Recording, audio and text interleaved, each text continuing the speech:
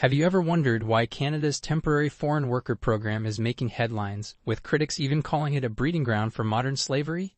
If you're curious about what's happening and what it means for Canada's immigration policies, you're in the right place. Welcome to Moving to Canada, where we bring you the latest insights and updates on Canadian immigration. Today, we're diving into a pressing issue that sparked a lot of debates and concerns: the Temporary Foreign Worker Program, or TFWP for short. This program, designed to help fill labor shortages, has expanded rapidly over the past few years, but not without controversy.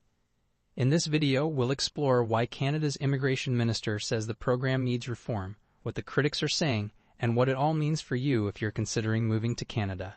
Before we get started, make sure to check out the links in the description for free resources and guides to help you navigate your journey to Canada.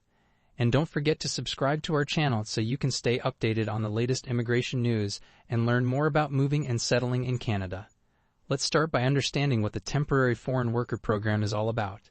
Essentially, this program allows employers in Canada to hire non-Canadian workers on a temporary basis to fill labor shortages in various sectors. It's particularly common in industries like agriculture, construction, and hospitality. On the surface, it sounds like a win-win situation. Employers get the workers they need, and foreign workers get job opportunities in Canada. However, things aren't as simple as they might seem. The program has grown significantly in recent years, especially in what's known as the low-wage stream.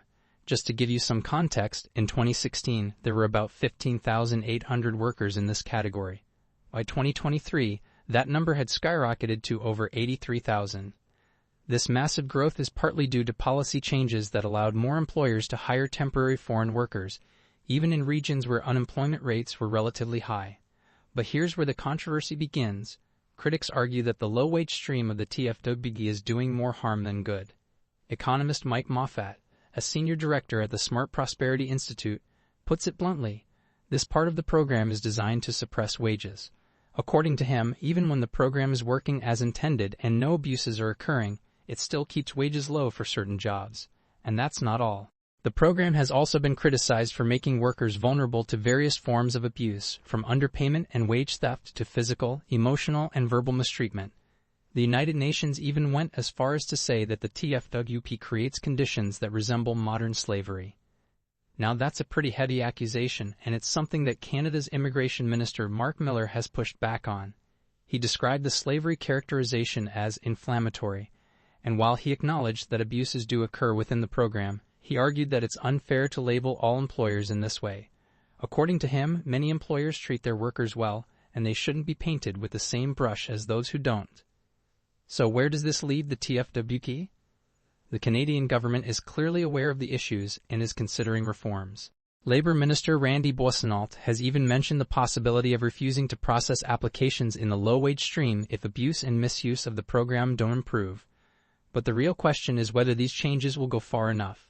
The Human Report suggests that simply reducing the number of temporary residents in Canada won't solve the problem. Instead, it recommends creating a clear pathway to permanent residence for temporary foreign workers. This, the report argues, would help mitigate the vulnerabilities that these workers face by giving them more security and rights in Canada. Now, why does this matter to you? If you're considering moving to Canada, especially through a temporary work program, it's crucial to understand both the opportunities and the risks involved.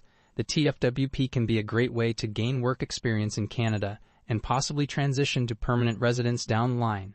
But it's also important to be aware of the challenges that come with it, particularly if you're entering the low-wage stream. For employers, this is also a significant issue. While the TFWP provides a solution to labor shortages, the criticisms and potential reforms could mean stricter regulations and more oversight, especially if there's a push to protect workers' rights and ensure fair wages. Looking ahead, the Canadian government has indicated that it plans to unveil a suite of measures to address some of these issues, particularly in light of the current housing and affordability crisis. This is a complex issue, and finding the right balance between meeting labor needs and protecting workers is no easy task. But one thing is clear: changes are coming, and they could have a big impact on how the TFWP operates in the future. So what can you do if you're planning to move to Canada as a temporary worker? First, make sure you're fully informed about your rights and the conditions of your employment. It's also a good idea to explore whether there are options for transitioning to permanent residence, as this could provide you with more stability and security. And of course, keep an eye on any updates to the program, as these could affect your plans. The Temporary Foreign Worker Program is a topic that's not just important for those directly involved, but for anyone interested in Canadian immigration. As we discussed, the program has its benefits, but it also has significant drawbacks that are sparking calls for reform. Whether you're an aspiring immigrant, a current temporary worker, or an employer in Canada, understanding these dynamics is crucial as the landscape continues to evolve.